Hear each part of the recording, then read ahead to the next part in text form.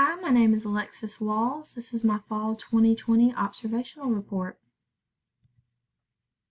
I was with Miss Amison at Cuseta Elementary School. In her interview, I asked her what she enjoyed most about teaching, and she enjoyed the confidence a student gets when they finally learn something new. That light bulb going off for them was very enjoyable for her. And on the flip side, the most challenging part about her job was the process of getting students to learn confidence. So them learning the confidence that they can learn. When asked what the most important thing to remember when working with children, she said to remember that they're not always in control of their own life and aren't completely in control of what they do. So the situations going on in their life they can't always control, and they're not always responsible for what happened. You really have to look at the situation and be able to know when the student is not doing what they're supposed to and when it's beyond their control. When asked what she thought was important to have when running a classroom, she said it was very important to be organized.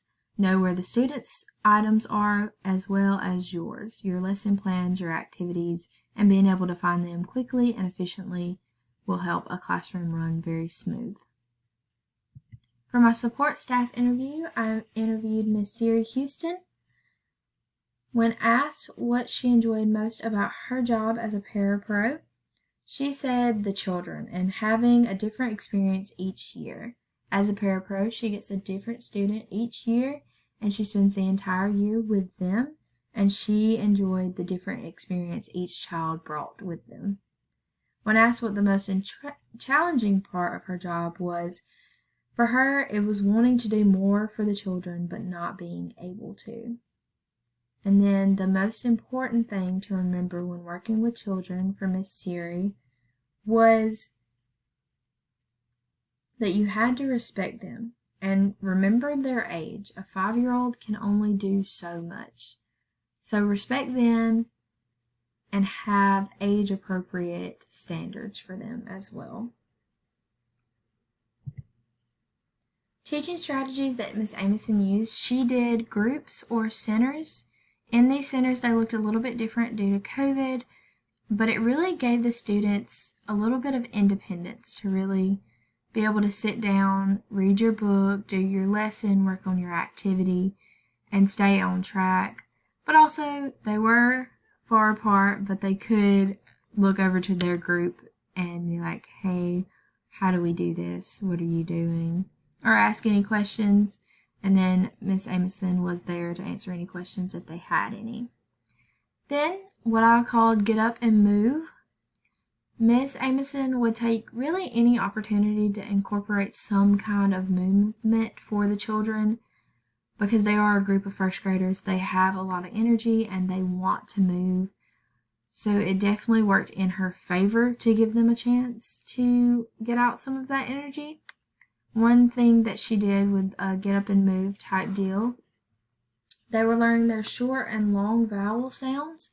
And for the long vowel sound, they would do a superhero pose. And for a short vowel sound, they would do just walking in place.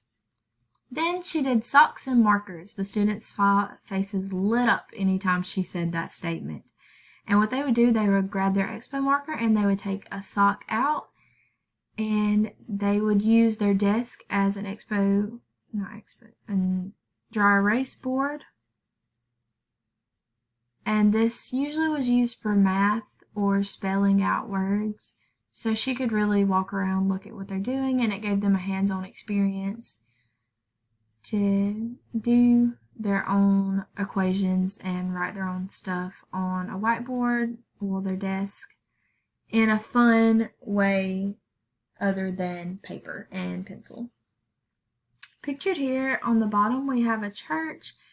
Most of the churches in this area were about this size, and they were Baptist, Methodist churches. They were definitely what I would consider a small hometown church. You can see where they had built on a little bit off to the right, but there were some trees right there, so I couldn't really get a picture of it. So it was expanded a little bit, but still definitely a small home church. Beautiful work on the exterior there. Then pictured here with this beautiful Christmas tree, we actually have the park in this area. The park was crowded with people, not really crowded for COVID, but there were many people here that day. I'm surprised that I managed to get a picture without everybody in it. There were kids playing, there were parents playing with kids. There was a playground off to the side of this picture as well, where there were a bunch of kids playing. It looked like there were some kids that rode their bike from maybe their house. And you could definitely tell that it was a very safe zone for families, and that the community was very respectful with COVID, trying to keep their distance, wearing their mask if they got close to someone. Very respectful area is what, just observing the park and seeing the students and the kids and the parents and how they interacted. Very respectful, very safe zone. Rules, rituals, and routines. In Miss Amison's class, she had a restroom sign. So what the student would do is they would raise their hand and do the sign language R. And so Miss Amison would just look up and know exactly what the student needed without them having to say a word. She would nod her head yes, nod her head no, and it didn't interrupt any students. This was such a big help in center time when Miss Amison was working pretty much one-on-one due to COVID with each student, really not ever having to take away from that student and their time with her to learn. And I loved how quick and efficient this was. Then behavior correction. Miss Amison was big on the, if you don't stop what you're doing, I'm going to have to stop what I'm doing and talk to you, look, and you need to stop now. And the mask did hinder this look a little bit, so for some students this didn't work, so she would just call them over their desk, they would talk about what's going on, send them back to the desk, and usually the student would stay pretty on task. She also had her clothespins, which students did not like to move, and her class overall really did work very well with behavior and getting over that behavior and working on our lesson. Miss Amison also did stretch breaks. So if her class just wasn't responding or they really just seemed out of it and weren't seeming to absorb the material, she would stop. They would have a quick stretch break, stretch to the floor, stretch to the ceiling, side to side, do some jumping jacks, maybe some push-ups, really just to get a little bit of energy out, take a brain break, and then get right back on task very quickly, very efficiently. And then pictured here we have the Christian Outreach Center, which it looks a little run down. The few days that I was there, I didn't ever see anyone here, but the inside still looked a little bit set up, and the hours on the door, there were only certain days and certain times of those days. So I think there is a good chance that it's still in use, but it's questionable. And I bring this up because a lot of the stores and buildings in this area were like this. You really couldn't tell if they were in use, if they weren't. And it really just speaks to the character of the town. Very laid back, very old meets new town. Alright, here we have the map. If you look up in the right corner, that is the elementary school that I was at. If you go down a little bit, the green patch of area is the park that we were just looking at. Across from the park is actually the City Hall, which isn't noted on this map, and that is a really beautiful building that we'll see later. And then later we'll also see some houses, which were actually up above the elementary school, really close to the schools, which is mostly what's around the school, is really just housing. Pictured here we have a auto shop and a gas station. This was not in use anymore, but it really just was lovely. I just loved how it looked, the oldness, antique of it, but also right down the road from this was like a brand new gas station.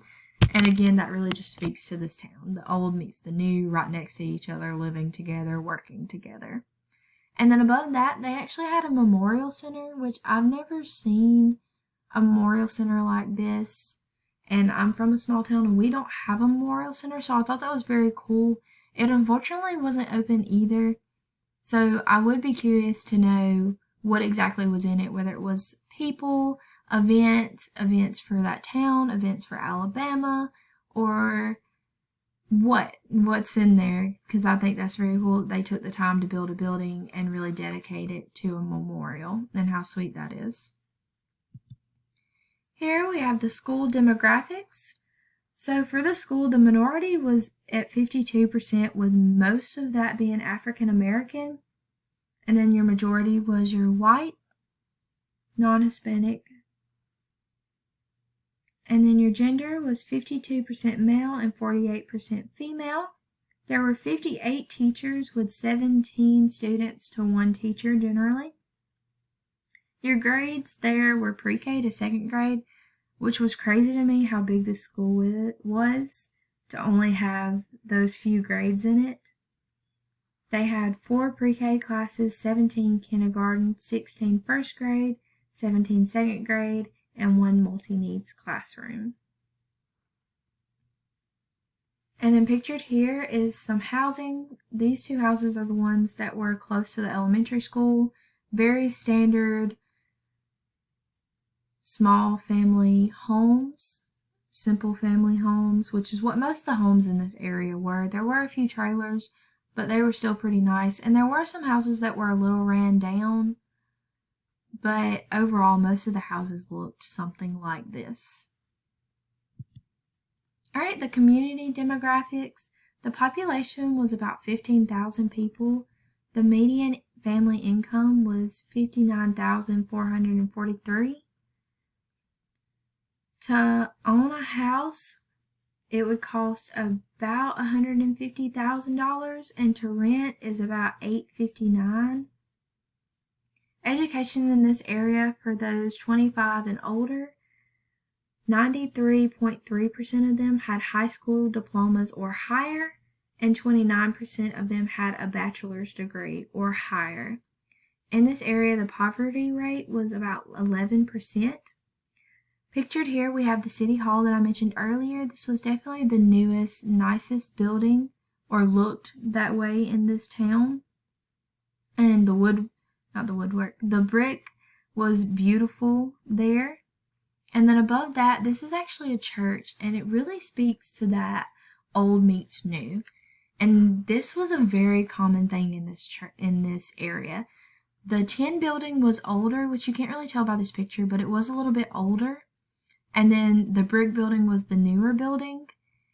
And this was so common, except for this one was actually connected and definitely still using both sides.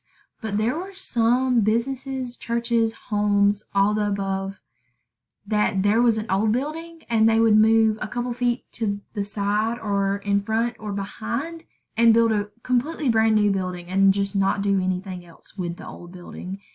And that blew my mind personally. Take a little bit of time, fix up the old building, use it for something. And in some cases, like this church, they did, but in a lot of cases, they really didn't. They just left the old building where it was and moved on. There wasn't a lot of new building going on past that, but it was very interesting, the old meets new for this town. And this is the works cited for those demographics that I talked about earlier. Thank you.